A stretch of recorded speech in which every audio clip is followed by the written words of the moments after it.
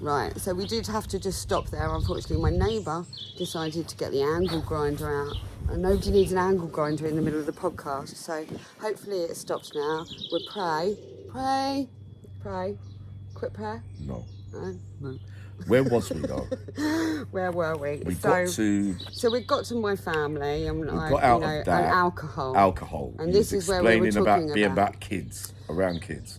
Being responsible with alcohol around children, because it gets out of control, and what people don't understand is that all that children need is to feel safe, and children are so intuitive and so clocked on, and they've got no boundaries, they've got no barriers, they're like sponges, and for that reason everybody that's drunk's aura goes into these children and they feel unsafe.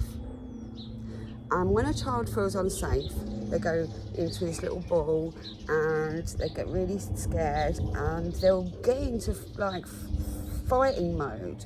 And then because it's all scary and all these big horrible adults are a bit scary and out of control, if anybody comes near them, they're like, ah! And this is the trauma that is being inflicted on children, and I know parents don't want to, most don't. Some are just, it's a real big thing for me, because I understand. I'm not telling anybody to go, don't drink. I'm not that person. What I'm talking about is responsible drinking, responsible partying. There's so many people that are having debaucherous parties at home, and we all know when the drugs and the drink are flowing, all the barriers go down, and this is when abuse begins. I mean, it can be happening, if the parents are there and they've got some mates around and they don't know what uncle somebody's like. Yeah. All kinds of really fucking bad stuff can be going on. And so, yeah, on a level of the understanding of alcohol was a big part of my childhood. It's something that I've tried to help my mum through all my life. I put my mum in rehab 14 years ago. Yeah. And I'm hoping, I'm hoping that she's still battling through. But obviously, with that all around me in my childhood, by the time I'm 14 years old, I'm getting levered down Southend seafront, mate. Proper levered. Young age. On a Pano Black and Malibu and Coke. But you know why I resonate with that? Because before I went into care, I used to watch my mum come back. And even though alcohol wasn't really my thing until this time round I came out, I understand exactly what you're saying. Because it's not good when you see your mum coming home drunk, doing what she's doing, dad hitting her. You lose respect for your parents. I didn't for my mother. I felt sorry for her, to be honest, but because she was vulnerable. But I know exactly what you mean. Well, that was exactly how I felt. Yeah, but it's a common theme now, though. Yeah. Their parents, even kids now, with children, go home drunk and watch it. Since I've been out, that's what I've seen. But yeah, so after that. So yeah, I'm getting levered on Southend seafront. At what age? That was at 14. 14, right. Because I'm working in Keddies in Southend High Street, which is the department store. So I'm working between there and Lillian Skinner in the Royals, for everybody that knows the Essex. And the Royals is right on the front of Southend seafront. Right. So I'm out and proud, and I was always really independent. Yeah. Because of growing up fast and having young parents and all of this kind of thing, I was really independent, so I got myself a Saturday job. Yeah. And I was a shoe girl in Keddies, and I'd go down the seafront with the lads. Yeah. At lunchtime, and they'd also pick me up from work. Did you get qualifications at school? Yeah, I got 10 GCSEs of grade C and above. Did you? And I OD'd when I was 14 and a half, and I still went and got all my exams. Right. So after 14 then, 15, 16? So at 16 years old, on the day, so when I was 14 and a half, my mum moved from Southend, or actually in Eastwood, moved from Eastwood to Felsted in North Essex. Yeah. And we moved up there when I was 14 and a half. She went on to take over the pub next door, and they took the Three Horseshoes pub in Felsted. But on the day I left school, so I moved schools, I was going to Fitzwarren School in Rayleigh, and then I moved up there, and I was really not happy about moving. You can imagine the 14 and a half teenager that had all my mates in Southend and all of this going on, and then I'm being taken an hour away. And I'm like, not happy. I'm a very unhappy girl about this. Yeah, it's a funny old age to move. Yeah, it was really, I was right in the middle of my last 2 years, so I've just taken my options at school and all of this. And I'm right in the middle of my last 2 years, and we're moving because my stepdad's got a new job in Bishop Stortford. So we move up there, but I live with it and whatever. I go to Helena Romani's school. I joined the drama group. The big thing throughout my whole life has been drama, acting, singing, dancing, all of this kind of thing. So I joined the drama group at the new school, and I throw my life into kind of my drama and my acting in my spare time. And I get my qualifications, and I've still got it. I've got my 13-year-old diary. Yeah. And I've got my thoughts book of how I felt at that time and all of this kind of thing. When my sister was born, all of this. And I've still got, because I've been writing, this is the other big thing about me. I've been writing since I was a child. I haven't published most of it, but I have got most of it. So you don't have to think too hard for the memories. And so I can I can track my life back. So I was very unhappy at home by this point, and I was literally counting the days of my diary till I left school so that I could leave home. At what age did you leave school? And so I left school at 16, and the day I left school, I turned up and my stepdad put all my bedroom belongings in the garden in a big heap, and my 18-year-old boyfriend come and pick me up and put all the stuff in the car. And I remember my mum holding my sister, my 2-year-old sister, standing outside the house waving me goodbye, and I left with my boyfriend and never went back. And I went back, but I never moved home. That was it. I left home. How old was you then? 16. And he was 18? He was 18, yeah. And after that, next job? So I then got engaged at Palms in Romford on the arterial road, just before my birthday, because my birthday's at Christmas. Same as mine. So I got engaged, and I was with that guy for 4 years. Right. Really happy memories.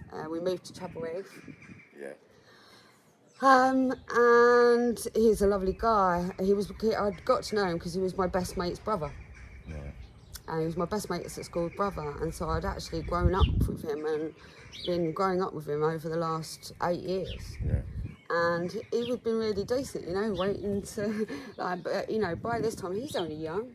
I'm really young, I like independent old, and we were properly in love. And I really, really thank all the guys in my life for looking after me, the good ones, the guys that, because when you haven't got possibly the people that are supposed to be looking after you, the mums and dads and all of this kind of thing. And so at 14 years old, I went out and went, I was looking, we're all looking for love. We're all looking for love. People think they're just looking for a good bam bam thank you man, but no. But you hit the... We're all looking for love. You hit the jackpot with him then. And I saw the photos, good looking couple. I was a good, no, that's the next, a later one. I was only 16 at this point. Right. So this guy, he was a good looking guy, he had a good job, all of that, and he was the one that got me into reinsurance broking. And I became a reinsurance broker. So at 16 years old, I'm living in Chapel Heath with my boyfriend, we're engaged, and I'm working, my first job that I got is at MRB Insurance Brokers in Chapel Heath. And funnily enough, what I really remember about here, I only worked here for about 3 months, but what I really remember about here is the West Ham training ground is in Chapel Heath. It was then, West Ham training ground. And I would never, I'm not really into football. And the West Ham team used to run past the office every week. So you can imagine all of us girls, like there's a big like windows, and all like, it's the West Ham team, it's the West Ham team, like this. And they used to run past all the time. And then my Kirk, no, I'm sure you don't mind me mentioning that, but anyway, he was a West Ham fan. So it was the only time that I've ever, so I used to go to West Ham with him. Yeah. And I used to love it. Because, you know, I was always happy, the boys always looked after me, the good guys. Yeah. Right? Yeah, of course there's some wrong uns, but I was really, really good from my seafront days of knowing who the bad boys were and who the wrong uns were. You can be a bad boy and a good boy. And what I mean, the bad boy, good boy, it's like, and you know, I've got all kinds of stories, like, you know, I've got, I sat on Dave Courtney's lap once, right? You sat on his what? Sat on his lap at a How book old was signing. This was when I was page 3 model. I was All older. right, we'll get to that. So what, I got the book, you know, so. and what I mean by that, I ended up being sent off with one of his henchmen. I ended up back at his flat. The next day after that, I woke up and he was doing something really fucking dodgy, and I suddenly woke up in that moment and went, oh my God, what have you got yourself into? Get the fuck out of here. Right? And I fortunately got the fuck out there, never saw him again, but it was like guns and stuff, and I was like, oh my God, like, yeah, I like a bad boy, but not that bad. Because I was like, oh my God, that's like out of my league. Like, I was like... Yeah, but they were much older. And I was just a girl that fancied this guy that was working for Dave. And so I just fancied him. I've got on with him really well. We've got on like House on Fire, so, you know, and all of that. But what I mean by that, and, you know, tracking it back, is the fact of, from my seafront days, so there's and from being who I am, I can tell nearly everything from a guy from the way he looks at me. And it is literally, and people don't like it. I can read their soul. Yeah. Right? I can tell. And some people, many don't even realise that. But, you know, it's the classic thing is, are you talking to me here or are you talking to me here? Yeah. To start with, that's the big, like, where's your eyes? Where's your eyes? Are you talking to me? Are you looking me in the eye? And this was a thing that I now realise as an adult, that was, my intuition was always, no, don't go with that one. Or don't go with that one. Or say no, stay away from that. Because... Yeah, because that could be a feature, though, of that you thinking that man or boy you're sitting in front of is only thinking about one thing. Yeah. So does it mean, because I remember when I was younger, but obviously I wasn't out that long, but in later life I realised there's more to things than just that. We're not pieces of meat. I know, that's And that's the bottom line is, do you want to yeah. get to know them and see it, or do you just want to fuck them? You worked it out early then. Yeah, and if you just want to fuck me, I'm not really interested. Exactly. You know, and that's the bottom line. So at this, you know, at this point, like, you know, I'm with a guy that's a really nice guy, and he's a really decent guy, and I've known him while I'm growing up, and he's my mate's brother and all of this. So from that age, and I'm really lucky, I thank my lucky stars, that from 16 years old till 20 years old, which was when I left him, I was looked after by him, because if I'd gone out on my own, God so how knows did that what break would up? happen to me. I decided I wasn't ready to be 2 up, 2 down, married and with kids. When you first experienced that thing with older men, with Dave Courtney's henchmen, they would have been much older. Was this at the end of that relationship or during? No, that was after. That was after. That was my page 3. So we're talking, I left home in 1990. Yeah. I was engaged till I was 20. And this is 1994. I moved back to Rayleigh in Essex. Yeah. And this is where the liquid bullet, and this is where the Essex whole style starts, because then I moved back to Rayleigh. I live in a room, and then I moved to the flat above my dad's office, which was where the liquid bullet.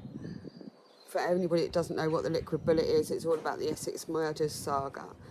And so this is where I've moved to there, and then I've bought a house in Basildon. So I'm working in the city by this point. Stockbrokers. I mean, So I work at Lloyd's of London. Yeah, Lloyd's of London. So I go from MRB insurance brokers, where West Ham are going past, to my fiance at the time works for a reinsurance brokers. For those that don't know what reinsurance is insuring the insurance companies for their losses. So that's what I went into reinsurance. I was headhunted 3 times within 3 years. And then so I'm now a reinsurance broker, walking around with all the guys in the city, one of the few girls, with my slipcase, walking into Lloyd's of London, trying to get the claims agreed in Lloyd's of London. That's where I am when I'm also a barmaid at Rackels on a Friday night. Well, hold on. Let me stop you there. So you're 20 years old. Yeah. The first relationship, fiance, that's finished. Yeah. So you started the job before. Oh no, you was working at the insurance brokers and working at Rackels at the same time. Correct. Okay. What night was that in Rackels? Friday night. Friday night. Friday night at Rackels was Loveland. So the photo I saw earlier of the pretty boy that looked like me when I was younger. My boyfriend, yeah. When did you meet him? I met him at exactly this time in Adlib in Southend, and this is when we all started, when I first started doing pills. Right, but how old was you after that first relationship? 21. So it was about a year or so after the first relationship. I was 16 then. This is Yeah. 5 years later. So when you broke up after 4 years, it was about a year later. Yeah, Yeah? yeah. So another pretty boy. Yeah? No, he was just good looking like I was. He's gorgeous, But he yeah. was gorgeous, yeah. But I bet they took liberties with him. But anyway, we'll get to that in a minute. But listen... He's a proper Essex boy. proper, I could see quite away, straight away, right? But listen, we're not allowed to show you the photo because she doesn't want no one to really know, but she calls him Tom, but that's not his real name. Well, but no, because to be honest. Could be anyone. But Sasha, so first night in Rackels as a barmaid, Yeah. how did you feel? First night, because you've never been a barmaid. I think you might have worked a couple of things. I'm not sure. You haven't really... I think I'd done a couple of pub jobs because I was always trying to get extra money. Right. But I wasn't working at Rackels for extra money. Right. So What then? I'm working at Rackels because of this, and it links to exactly what you just said. So I started doing a scene, Southend Seafront in Adlib. Right. And my raving community opens up, and these were the actual time of my life. 1995 was amazing. It was amazing. I still look back at it as the time of my actual life. Alan Paul. Huh? Hold up there 1 minute. Yeah. Both lingos. Uh-huh. Your first night at Rackels, do you remember it? So I'm getting to it. You've got patience is the virtue. All right, go on then. Patience is the Go on, virtue, my dear son. But the time of your life happens after.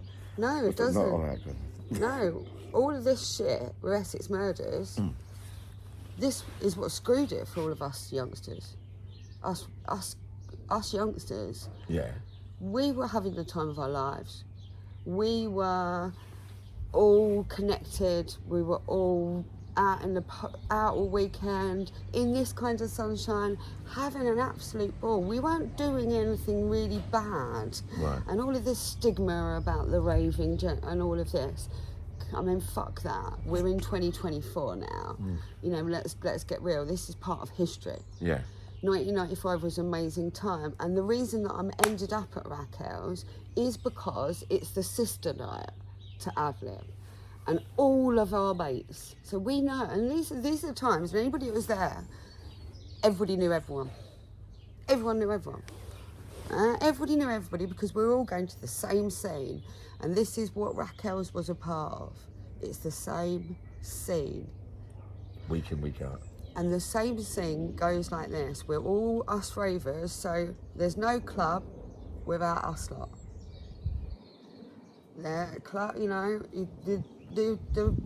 the doormen and the people and the promoter and all these people, they can think they're fucking amazing. If nobody's coming in, nobody cares. Because everybody knows is already in there. It's the punters. It's your market. Right. It's the people paying the money. Right. Who's buying the drugs? Who's buying the drinks? Who's paying the door fee? Who's coming in? Who are you getting your money from? Right. Us lot. Yeah. We're the market. We're the kids. It's the same now, right? It's the same with the media now. Who are you marketing to? They're marketing to the kids. Yeah. Right? Everybody looks at it as the kids are, because we haven't got our own children, we haven't got any responsibilities, all of that, so we make money and we go out and spend it. Yeah. Right? And that's why, obviously, Rackels, and all clubs and all promotions, I work in this market now. Yeah. I'm in this market now. And so without us kids, or youngsters, put it like that, to begin with, there is no club, there is no market, there is nobody buying anything. I see. It's all right. There goes the wood pigeon. Is that what it's called? Water wood pigeon. I saw my first robin today. I didn't know what that was. I've got robins, I've got peacocks, I've got all the nature here. Yeah, carry on. There's Carry on Rusty then. the raven. Carry on. Oh. So yeah, the scene.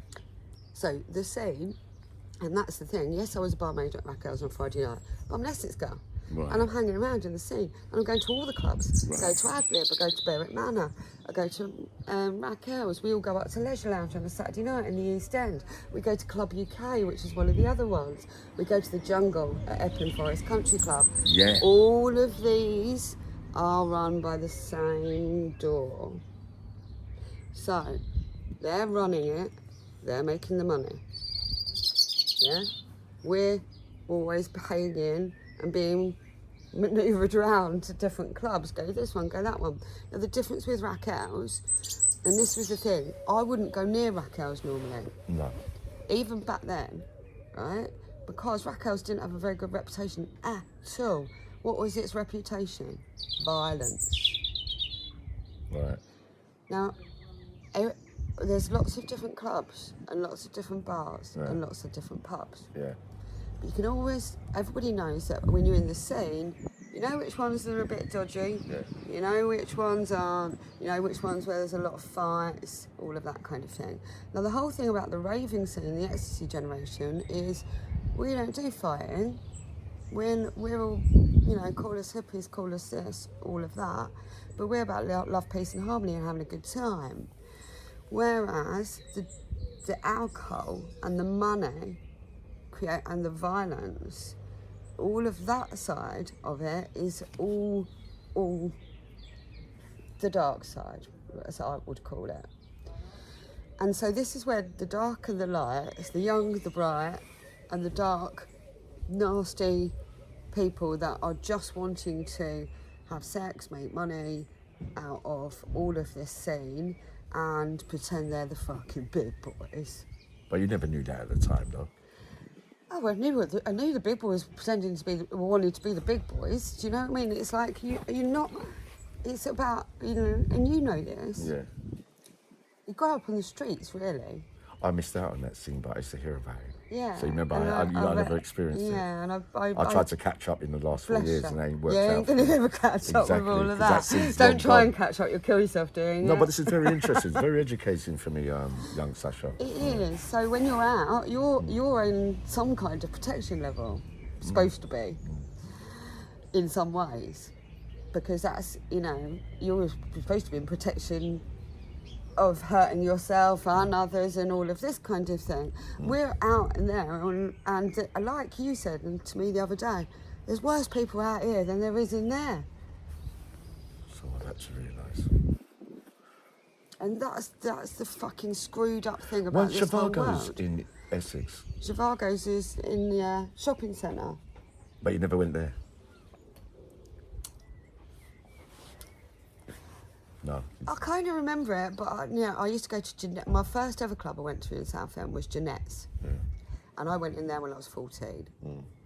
And I went with my childhood sweetheart, who I haven't even mentioned, but I'll mention him Before because he the loves. OMG, He will be quite happy. My childhood sweetheart, Lee. All right, Sash. So But I used to. What I'm talking about is the club side of it, Right. and then what I'm talking about the dark side of it, and why I would steer clear of certain places because of the violence. Yeah. Now I have all of these. I think also. Well, anyway, I have all of these angels around me that have always gone. Anything violent, stay away. yeah. And I can't even watch a horror film. I can't watch anybody getting hurt on television. I am a super empath in that way. I cannot stand violence, I cannot stand harm, I cannot stand anybody being hurt. So if guys were violent, it was straight, I was like, no, that's it, out. Right. If anybody came across as violent, I would be steering well clear and giving them a wide berth.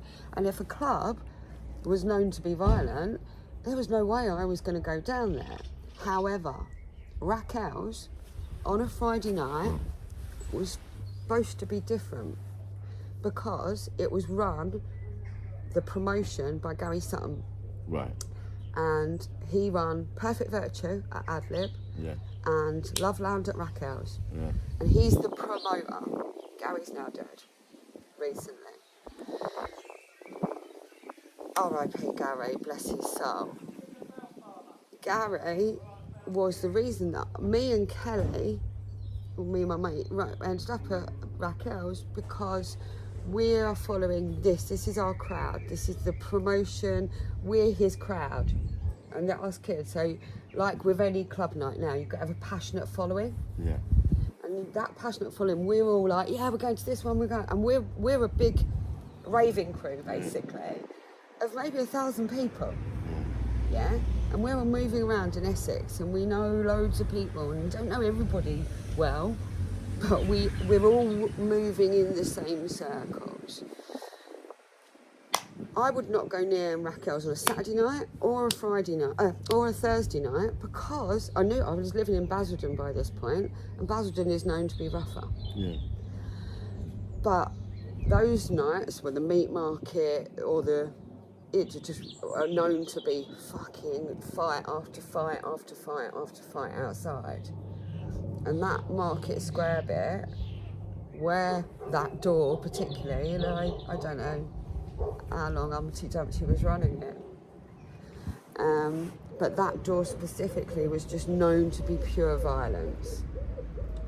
And so it was only because Gary Sutton went, well, there's no nights going on in Basildon. So where are we going to do? Well, we're going to do the club in town. And Hold on 1 second. Humpty Dumpty, we're talking about B. Yeah. Oh, okay. I don't know how long he was running the door. But you remember him on your first night when he walked in? Yeah, because of the fear that we were immediately put in. And that's why I remember him so well. In what way? Explain that. The fear, first of all, and I've told it in the other one, the story that I'm told about how he's bashing one of the barmaid's feet. Now, as I said in this previous one, I don't know if that's true, but I'm told it. And this is the clear thing. I'm told it as I'm starting that he runs the place, right? Really? And to be careful. Yeah, I never met no other, like, oh, I'm the manager and all of this kind of thing. He runs the place. Do as what you're told. Yeah. Do as you're told, and just be careful. Now, I know this already because by this point, everybody kind of knows that he's a bit of a dodge character. And first impressions, when you first met him, nice man, sweet boy, loads of girls around him and all that.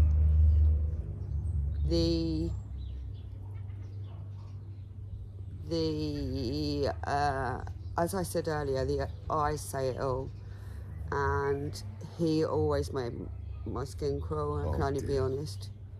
And it's fearful, and that was it. You know. Now, obviously, there was a lot of drugs being done, and so of course, this is the difference between drug taking. Us ravers, we're taking. We only needed 1E, and I was flying all night, right? Till the next day. I'm only small. Whereas this lot, they've got all the money, and it's all about sex and control and power, and the amount of cocaine, and like the amount of cocaine is being done. So this is bringing out the worst in these, you know, alcohol, champagne, cocaine, we're the big boys, blah, blah, blah. This always is going to bring out the worst in people. So when you talk, sorry, Sasha, just one question before you continue. Yeah. The clientele on that Friday night, majority men, girls, or mixed, same amount or whatever, easy to get into? Anything there? So it was known to be young. Even back then, we knew it to be a young club. Like, right. And what I mean by that is, everybody, us girls knew we'd get in. What about the boys? The boys weren't going to be so lucky, and they were a bit more scared of the guys on the door. Okay. And what I mean by that is, I'm 21 at this point, so I'm not really worrying about that. No. But all the kids know where you're going to be able to get in and where you're not. You know? Yeah. And now I'm going in tots and ad lib at 14 years old. So and this is now 7 years later. So I've been clubbing, partying, pubbing, discoing since I was 14 years old. So for 7 years, I'm marching around Essex. So you're quite experienced. By that time, I think I know it all. I didn't, but you know what it's like when you're younger. So your best, you mentioned your best friend working with you, Rackels. Or behind the bar? Yeah, we both worked in the city together. Is there a story? I've got to ask you straight, Sasha. There is a story and a rumour. Sadly, rest in peace, Leah. I wasn't around, but whatever. Is there a story that's true that I think they call him Humpty Dumpty, that Leah was accused of stealing one of his girlfriend's handbags? So Leah was accused of stealing a barmaid's purse. I don't know what, but obviously if there's a theft going on in the club, then obviously the head doors are involved. But what I mean by that, if somebody reports something, if anything goes wrong in the club, you go to the door. So then the rumour that it was B, Humpty Dumpty, whatever you want to call him, that it wasn't his, sadly rest in peace, girlfriend, Emma, whose handbag went missing. That's not true. I don't know which girl it was, so I can't. Was he with Emma, or was there any other girls around about that time as well? Not that it really matters. I'm just asking you because I get confused with the amount of girls' names that are being thrown up, especially young girls. Because the reason that people go for young girls. But wouldn't Emma have been your age? Younger.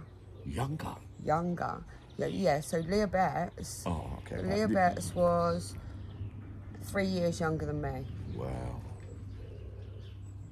Okay. So, and they say she died on her 18th birthday party. Well, it was actually her 18th a week and a half before that. So she just turned 18. Okay. But it's not sad, but her mum died when she was 15. So her and I imagine, I don't know whether her younger brother is from the first marriage or the second of Paul Betts. So I've never really read it all, so I'm getting a little bit of education text. To be honest, I've never looked at the whole saga.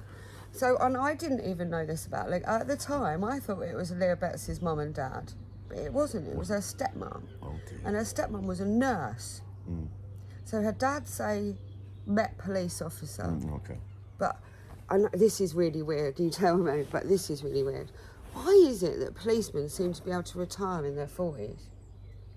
Because the amount of retired police officers I know, and they're retired in their 40s, like the rest of us wait until we're 65 to retire.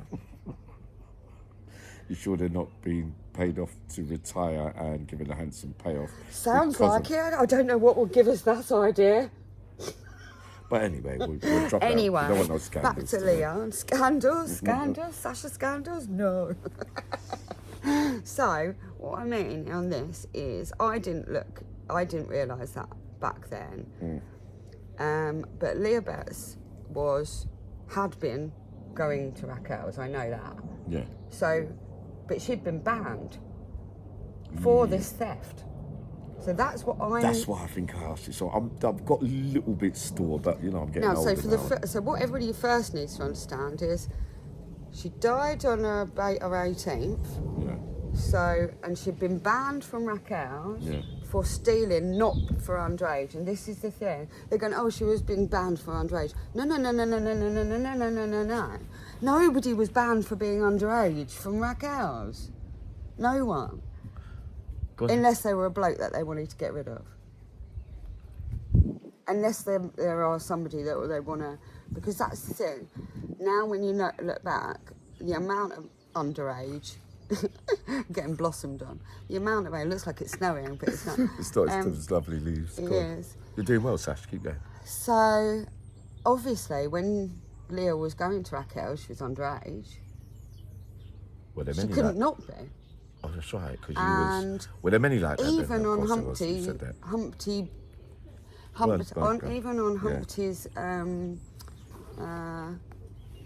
do you call it? The commemoration for his deceased wife. It says, I met her in Rackels when she was 15. No, I wasn't aware of that, but... It actually says it on there. I met her in Rackels when she was 15, so... But that's a sad... That's the door. She's 15.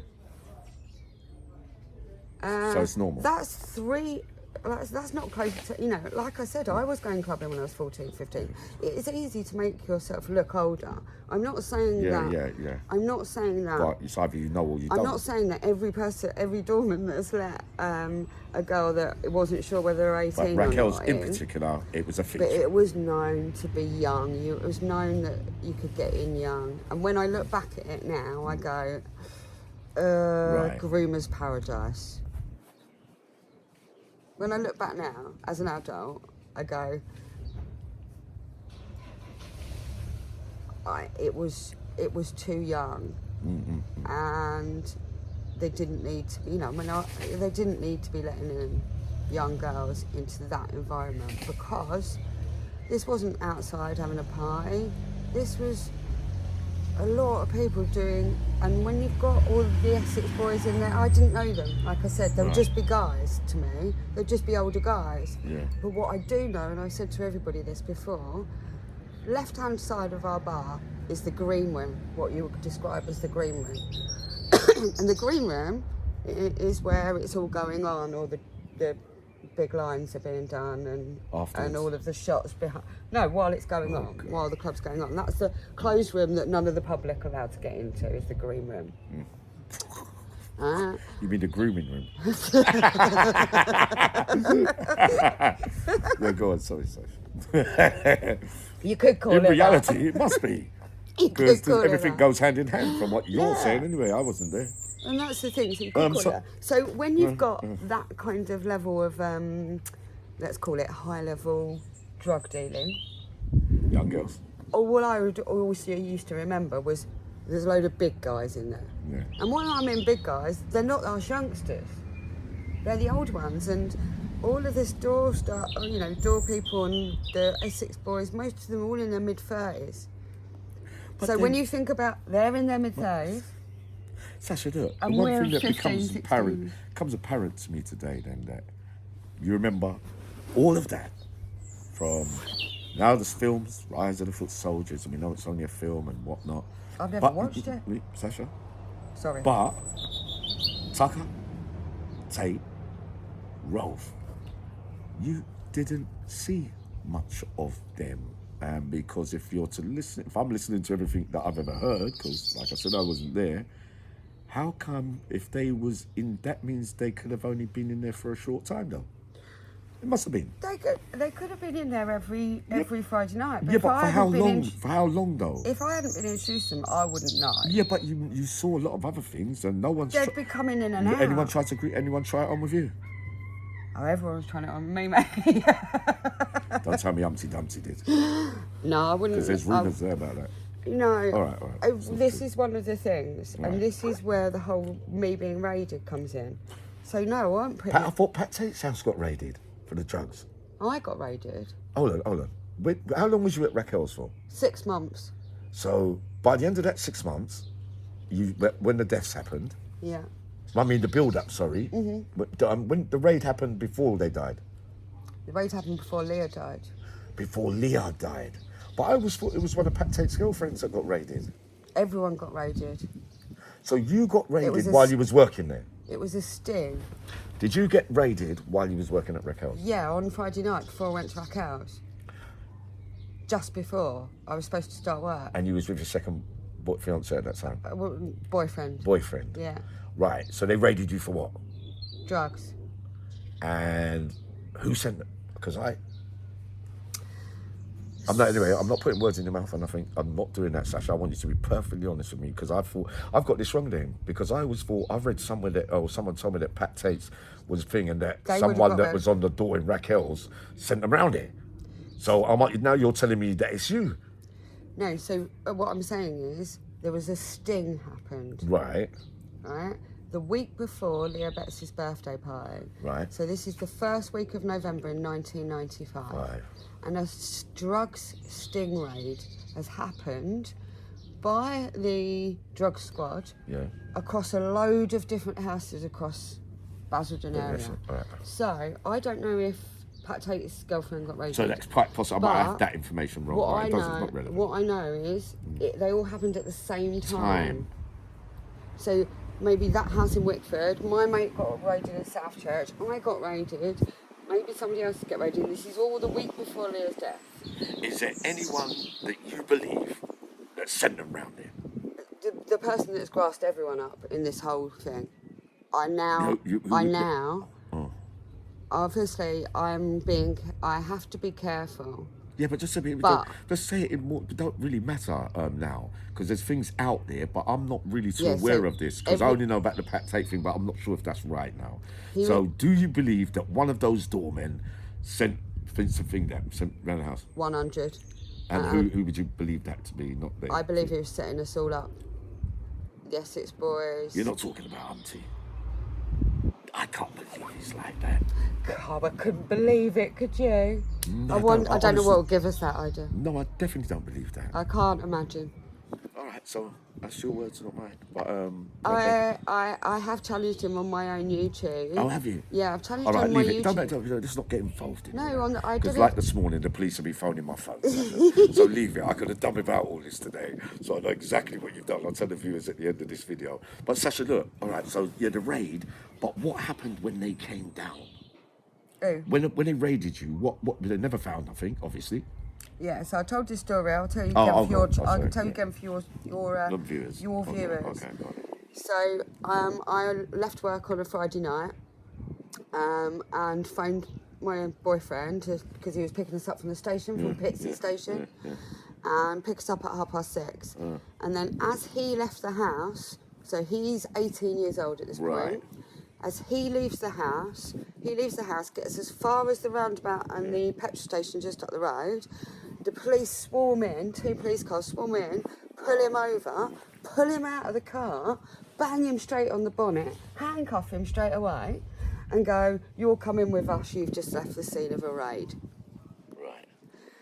And he's like, what the fuck? Right? He gets taken down the station. Now, you know what we were just saying about the whole grooming and everything? Right. You've got to remember, this is my beautiful 18-year-old boyfriend. I've seen the pictures, yeah. Who knows everybody. Yeah, he looks cheeky chappy-ish. He's cheeky chappy and is much loved around town. Yeah. And he was also the one that was protecting me. Right? So he's the one protecting me. And everybody knows that he can't get hold of me because of him. So how long after, because I'm not acting thick or anything, but how long after those raids did Leah die then? 10 days. So that's where all the mix-up comes in to everything. It is linked. The Leah Betts thing is definitely No, linked. I wasn't here. I believe. Oh. And that's what I mean, because what I know from going back, and obviously I didn't understand all of this back then, but what I understand from going back and looking at and getting more investigations and everything is all of this whole sensational drama happened within a 5-week period.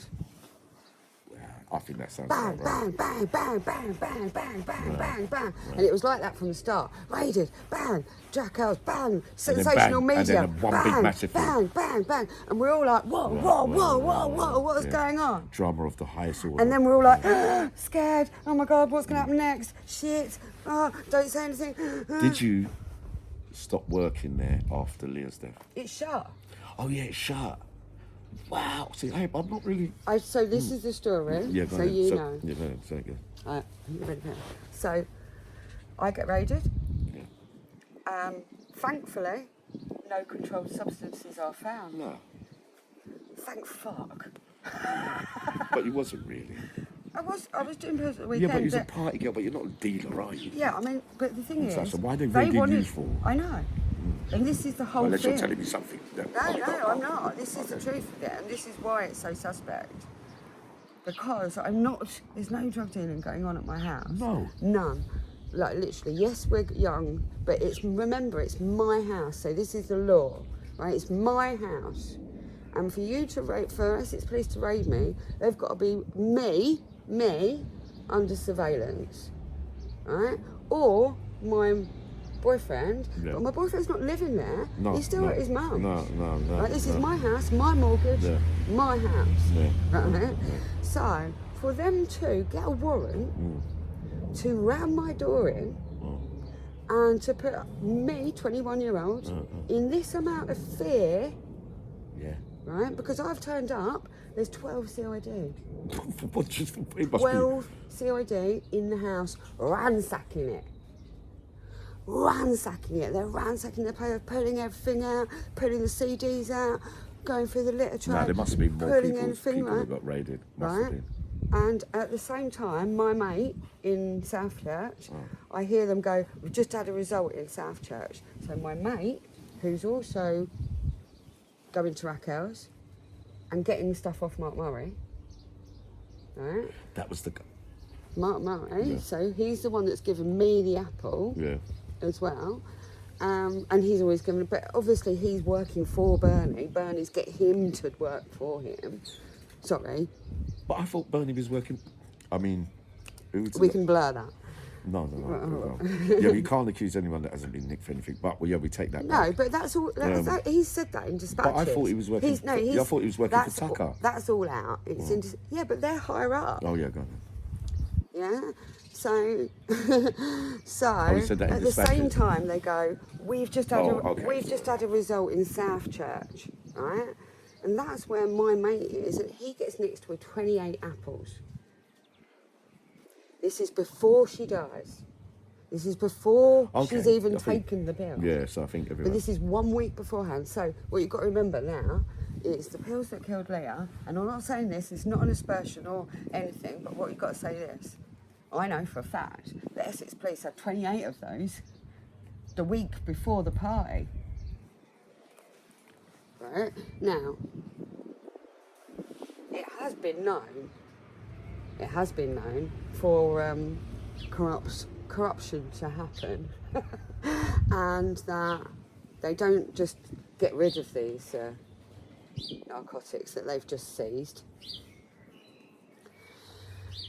And this is where, unfortunately, money and corruption, all of that comes in. So for the fact is that when all of it goes into the social media, because then what happens? I get raided, they don't find anything, we're in fear, but they can't find anything. They've got a result at my mate's house, and then I'm like, go off to work at Rackels.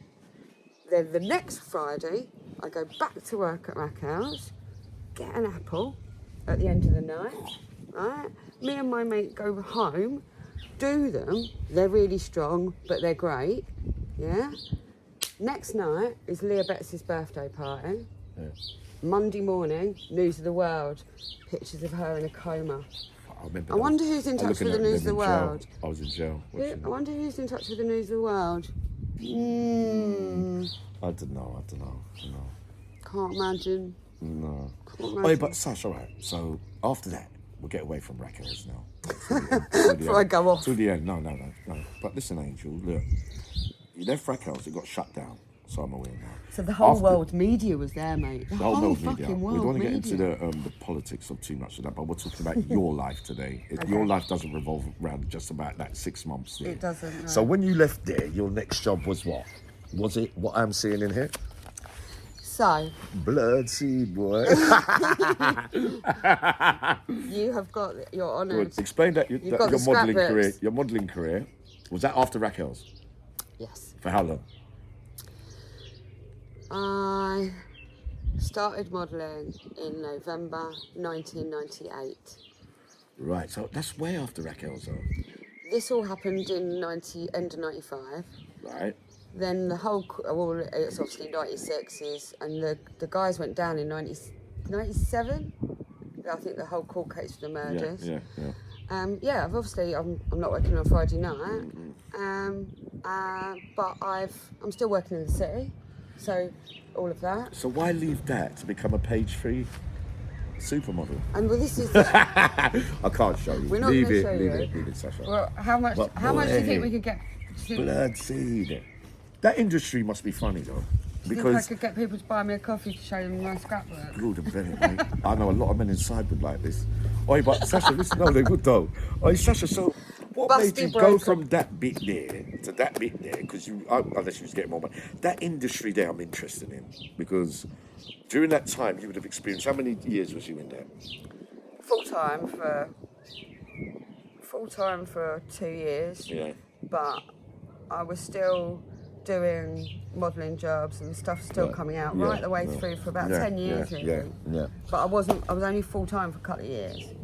Right, so anything to share about what you saw during those times with young girls, impressionable, getting their lils out and doing all that kind of stuff, to the appeal and the pull of being a model and some of the things. I don't know what you actually went through during that time, but I've heard a lot of things about the industry that leave a lot of young ladies damaged at that time and probably later on because they might not understand the serious nature of what they might be getting into at that time. Long term, I want to understand the effects and some, for young girls out there now that might feel that it's a good idea at the time. Can you give us some kind of insight and wisdom to your experiences from that time there? I feel really passionate about I know this you whole do. subject. That's why I'm asking you. Go on, carry on. Because Explain to them. I have to take it slow because how did I end up to become a page 3 model is a big story that is still to properly be revealed. Yeah. I wasn't one of the girls going, I really want to be a page 3 model. No. I wasn't one of those. No. And I was working in the city, a city broker, and I was doing a good job and all of that lot. However, I had a mortgage, I was going out all the weekend and needed money. Yeah. And so I responded to a Models Wanted ad in the local paper. Yeah. And I went to see a Rayleigh photographer with my mate, the same one that I was working behind the bar of Rackels with. Kelly. Yeah. Yeah. And we went and did some photos Yeah. with this photographer, and then he sat there and said to me, you should be a page 3 model. And it was the first time I'd ever even thought about it. I was just trying to make extra money. So I hadn't thought about it. However, I've always wanted to be on the stage, as in I did want to get into, what girls didn't want to get into MTV and all of this kind of thing. So this is how that kind of, it's in the media world, and so that's how the fame and fortune and the bright lights are kind of dangled in that way. Right.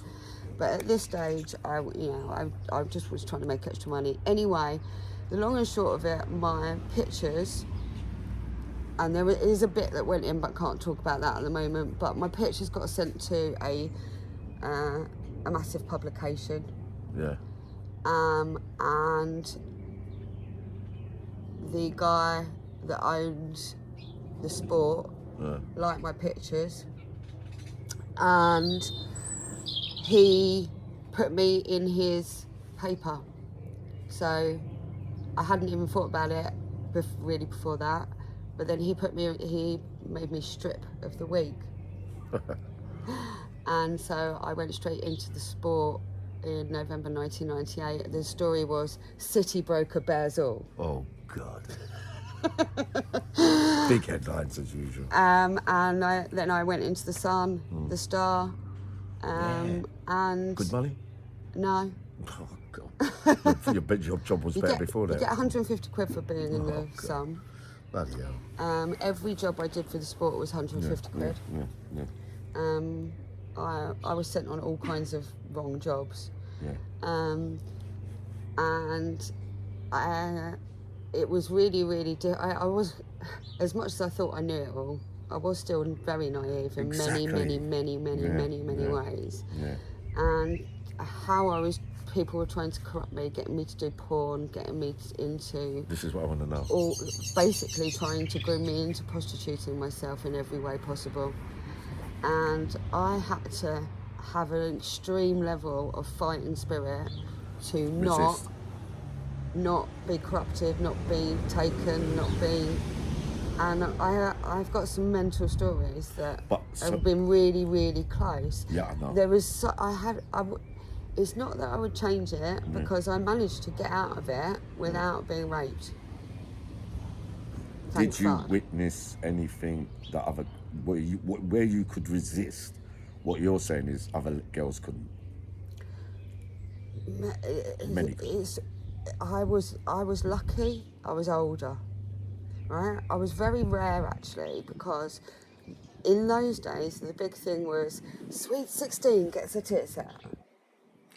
I remember looking at them in prison actually, but it never really, them page few, it never really did anyway. It's not about what I felt like. It just didn't. But mind you, at the time, it kind of looks. Yeah, I know what you mean. But I to generally some, thought it sells, and this thing is madness, really. When I think about it, I generally thought, honestly, I mean, I was never into porn in any way. I stayed away from sexual degradation. Well, you were lucky. And sexual deprivation because. It's the truest sense of the degradation of the woman, and it is the truest sense, whether they say they like it or not, right? And it is true. The feminine form. I'm all about the divine feminine, and I've never had any plastic surgery. I've never had a filler. I've never put any of that. I'm not damning anybody that does. I completely understand why everybody does it, but it is a manipulation of the understanding of how a man and woman relationship should be, how the coming together and the unity and communion of sex, and how we come together with that should be a beautiful thing rather than a sordid thing. Right, I see what you mean, Sash. Yeah, because I learned at first, when I first come out, all I used to look at was sex, but remember I was inexperienced, but as time's gone on, I understand now. But what you're saying is there's a lot out there that never come to terms with understanding. That's what you've just explained and broken down there, which I fully understand now. Yeah, it's growing up. You know, when the boys are 18 and the girls are 21, and everybody's just finding their, you know, their sexuality and all of this kind of thing. I didn't get a chance to find mine, but bless you that you did. Oh yeah, but Sasha, look, moving on from that, Angel, you've done really well today now, Angel. I'll tell you that straight. Now listen, I wanted to touch on this because I think earlier on when I was on the train and I was talking to you, Angel, when leaving that job there, came to not bars. I was going to use the Bible word language there. It came through to me that a friend of yours called Samantha Ramplin, yeah, Samantha Ramplin, right, who was a presenter in Hollywood. So I met Sam. Yeah. Sam was from Canvey Island. Right. I was living in Benfleet when I became a page 3 model, and And Sam lived in Canvey and loved Sam. We got on like a house on fire. Now, I did used to meet a few of these girls, obviously, out raving, and you'd get to know each other there. But then suddenly you'd be in the modelling industry, and so you'd be at a casting together. Right. So I'd met Sam because she was one of the Essex glamour models. Yeah. And she's only young at this point, and her daughter Summer was 5. Yeah. And I used to go around her house, and we got on like a house on fire. Yeah. But she was a Stringfellows lap dancer at this point. Yeah. Now this was the thing that people were trying to get me to do, lap dancing. Yeah. So I was like, I can't do it. I can dance all night long, right? But that's not. I just couldn't do it, and they kept on offering me because these girls were earning they were earning thousands a night, thousands. Yeah. You know, when you talk about good money, right? Yeah. It wasn't good money because I didn't put out. Yeah, but they on that lap dance. But to be honest, lap And dancing they've done nothing. And what I mean by can't see that, what it does. basically, where it works. What dancing about and all that. This is the sad thing about it. They pay, the more you degrade yourself, the more they money pay. Yeah, it's the living. But same with Fucked Samantha. up. Sad feature of your life, Samantha. Because she was on that plane that you explained to me earlier, so the viewers know what it can lead to. Yeah, Sam ended up plane. in Tinseltown and doing a Hollywood show called Tinseltown. Right. Sam went, because like we all were, we were trying to be TV presenters and all of this. And so Sam got taken off to Hollywood. And for anybody that knows anything about how bad stuff and Epstein stuff and all of the stuff that's gone on out there, you know, I went to Argentina on a private jet with Sam Rampling. I've got the pictures. This was with, I now look back at an Epstein type character. Yeah. A private jet, black private jet. Yeah. You was on it. Yeah. Right. And you know, and I was taken out there, and I was doing it for the money. I wasn't having sex with anybody. No. I was led to believe it was just girls wanting to be having girls around and all of this kind of thing. But this was serious money. So whereas I was getting 150 quid for the sport, right? This was 10 grand in jewellery. Golden Betty, man. This was 10 grand in jewellery for a week. And we're talking 1998. Yeah. Yeah, you know, we're seeing 30. So Samantha went to work out there and... So, and I lost touch with Sam after I stopped modelling, but she, you know, she carried on and she carried on pushing the presenting and doing really well in that. But she'd been treated really badly by many people, and that kind of trauma eats you up inside. And also, so then from what I know, she went on an ayahuasca trip. She'd lost her son. She went on an ayahuasca trip, and while we're talking about drugs, the psychedelic renaissance is happening, and ayahuasca can really help people out of trauma. You ever heard of it? But she's gone on that. I think James English asked me to go on there once. Yeah, I'm glad I never, because I've heard some funny things about it now. I'm going to go on an ayahuasca trip, but anyway, we'll talk about that another time. Anyway, she's done that, and unfortunately, it does appear, according to the inquest and everything, that she has taken her own life in 2021. Mate, this is so tragic. The stars, and what I mean by star children, and they're all star children. Before people ruin them, right? Now, but also, obviously, as you know, the pretty ones, the ones that are the prettiest ones. You know, you can say in football that the striker is the one that's been groomed the most. The striker's always the gorgeous young one, little one. You know, he's the one that's been fucking ranked the worst half the time, and this is how bad it is. And I say this because and I know my market, my audience, your audience, there's a lot of guys out there, and I will address all the guys here right now, protecting women, looking after the feminine, and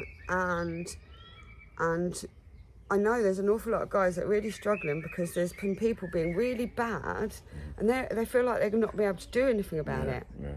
you know, and that is really, really hard. Yeah. But what I will say is, we've got to be able to talk about this. Guys emotionally growing up, guys, you were watching porn when you were 21. You don't, if you're still doing it now, you've got a problem. You know, if you can't, if all you think you can get is a young girl, and that's what's turning you on, when you're 60, you're in trouble, man. I'm sorry, but we need to What if you're watching older women though? We need to wake up to the fact that we all need to be growing emotionally. And what this state system tries to do is go, oh, that's all right, that is. Right. You know. Yeah, because why is it up there so freely? Because I watched it for a little bit when I came out. And I was thinking, because I'd never watched it before, but I was thinking, why is it up there then? And why can you find it so easy? And if it was going to be bad for everybody, why is it not illegal to be putting it up there so that it sells and everybody agrees with it? That means everyone's in it together. But this is what I'm thinking. But this is the problem with porn. I say it to every guy, right? Watching porn. When you watch it, visualise that's your daughter. Yeah, but that's one particular I don't mean that in the wrong way, but what I mean is this. So much porn, right, is trafficking. Right, but and it's not when what people are saying is, oh, they've consented. Yeah, but Sasha, what if it's not? So what you're actually saying, if it's young girls, it's off the limit. So what if it's older, maturer, the school teacher, the nurse, the blah blah blah, your next door neighbour? So you wouldn't mind that? You've got no problem with that then? No, but how much porn is there that is your old? You know, I'm not saying well, there maybe is. I don't know. So your argument is about young kids. Then, no, it's not. Or porn in general can lead you to do funny things or whatever. I think it is. It's about growing your sexuality and emotionally. Yeah. I listened to Emma Kenny talk about actually, and I kind of agree with what she says. I'm not trying to be a prude. I'm not. No, it's right. I'm not like this, no. They pushed me. They said to me when I come out, Uncle Yammy, look, you got have a look at this and have a look at that and all that. But then after, I thought to myself, it only done it while I was out my head. And then I thought afterwards, what am I watching all this shit for? It gives you an idea. I thought it was going to give me experience and teach me what I never had for 30, 40 years. It gave me some ideas for the things, but I think I could have worked them things out naturally anyway, because it's only because I've never done those and faced a lot of females before. Yeah. So in reality, I worked it out, but it still makes you feel like a weirdo after. It don't matter what you're watching, man. It's fucking mad. So shall I tell you what it is? It's addiction, and I've done a lot of research on it. It is addiction. Yeah, but drugs and that go hand in hand. I believe if you watch it when you're clean, when you're not clean, yeah. Right now, I've talked to a lot of men about this, right? And what I'm saying is this: like every addiction, you need to keep getting harder and harder. That's what Emma Kenny said. And that's the problem. That's why I respect her. If it was because just a you bit can give you ideas and then you get to. Yeah, but it's not everyone. There's the majority have got the self-control because the fantasy doesn't have to be reality. You just keep that in you. Many people have them. Majority haven't got self-control. No. I have. I'll tell you that now because I could look at some. I used to look at something. I mean, with them. But I wouldn't bring it out on the street. You would never get me out. Mind you, I might not have looked at it long enough. I don't know, but I know what you mean. There's been cases where people watch it, get ideas, start doing violent things, and looking at what they're watching and taking it out. It's the fantasy into reality. It has created. Well, they're going to create it. They're not going to take it out, are they? They're not going to change it. Right. So I don't know if you heard about this, but it was what is called rape culture. Is it? Right. Now this is what we're living with in 2024. Right. And this is what we're living with is what is called rape culture. Now, what I'm saying about this is this. Humans are humans. We're all the same. A human, there are certain traits. Humans are addictive beasts. We are addictive creatures. We are addictive creatures. We know this, right? And we know some people will be addicted to keeping fit. Yeah, right? I've done that. And they're just like, can't keep fit. Madness. And actually, drugs, same thing. Drink, same thing. And so, but when that addiction is porn and sex, this creates, and like you said, drugs, alcohol, all of these things are prevalent everywhere. And you can be mentally damaged without knowing it. And you've been screwed up since you were a child. and so you're just sitting there wanking off in your room all day. That's not good. What a load. Oh, that's a right monkey turn out in it, Sash. It's just no good for no one. Sasha, I swear. I'm swearing you've never been more true. You know what I felt afterwards? I thought, Yammy, what, you sitting there like that on your own, doing all that, and nothing's happening down there. Nothing's even moving, man. You sat down there for 8 hours, man. And you just threw the thing out the window, man. It wasn't just a complete waste of time. But SACHA, listen, part one. Finished. You've done really well today, Part my one. angel. I All love you. I love Thank you too. you for asking me about me. No, Nobody you don't. cares about me. Don't worry. Stop being silly, man. Don't worry me again. But yeah, Uncle Yammy, BTV. No, thank you. No editing, no scripting. We straight and we talk it as it is. But wow, she's let off some great stuff, and I don't mean about the mix up and the drama. Some great advice, intuition, wisdom, and insight for young people as well. Just remember what she's saying throughout this interview here. That's why I'm leaving it at part one, right? Because I got to go and get something to eat because I've got a long trip home. I need a drink. All right, but I love you loads. All right, you lot. I'll see you lot soon. Bye.